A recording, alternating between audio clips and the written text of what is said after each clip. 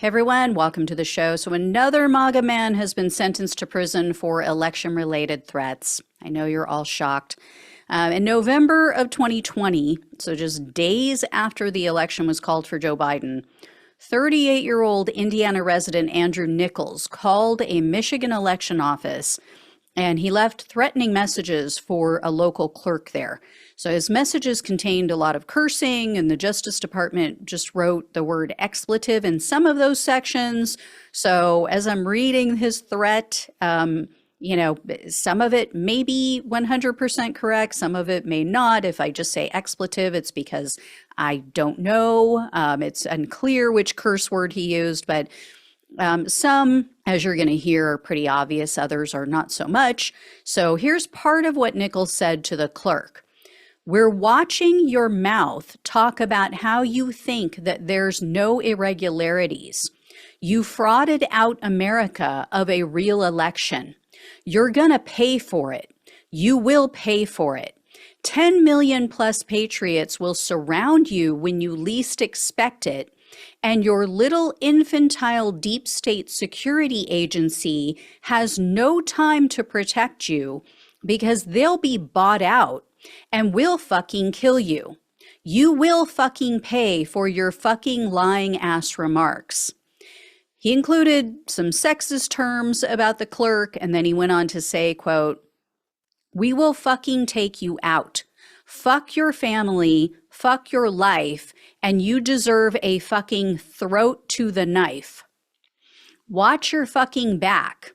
Then more misogynistic, sexist insults, some expletives, don't know exactly what they were. And then Nichols ended again with, quote, "Watch your fucking back." So the prosecutor told the court that this election official was terrified after hearing Nichols' message. She immediately installed cameras outside her home, also additional floodlights. So Nichols was arrested in August of 2023. They charged him with one count of issuing interstate threats. Why it took nearly 3 years to arrest him, I have no idea. But he was facing a maximum sentence of up to 5 years in prison. And in February of this year, he took a plea deal. He pleaded guilty to that same charge, just the one count. And the feds wanted him at least 2 years behind bars. Now, normally, as you guys have heard with other cases like this that I've shared with you, normally these types of cases with first-time offenders, they would be seeking a much lower sentence. From what we've seen in the past, it would be probably less than a year. Maybe he would get a few months. But the government argued that Nichols should be hit with a domestic terrorism enhancement.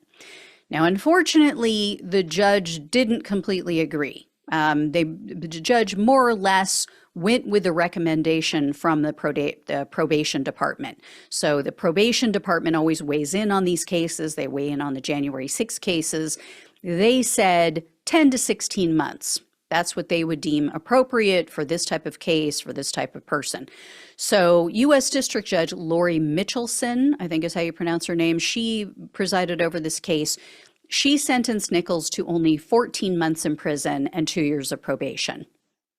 So, like I said, compared to other cases, this was on the stronger end of the sentencing guidelines. I mean, again, they would typically only get months, but I don't think it's nearly enough. Not when you are threatening to kill someone and their family.